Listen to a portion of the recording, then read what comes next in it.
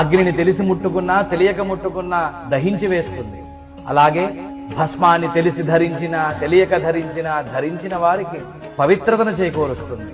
దీనినే శివపురాణం విద్యేశ్వర సంహితలో ఈ విధంగా చెప్పబడింది.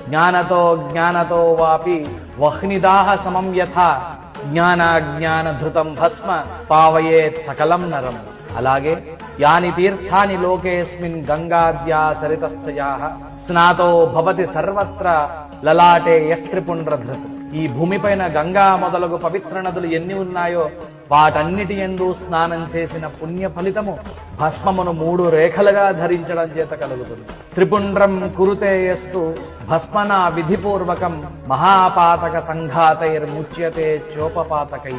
విధిపూర్వకముగా 3 రేఖలుగా భస్మాన్ని నుదుటి మీద ధరించడం వల్ల పంచమహాపాతకములు మరియు మనం తెలిసి తెలియక చేసిన పాపములన్నిటి నుండి పవిత్రత చేకూరుతుంది.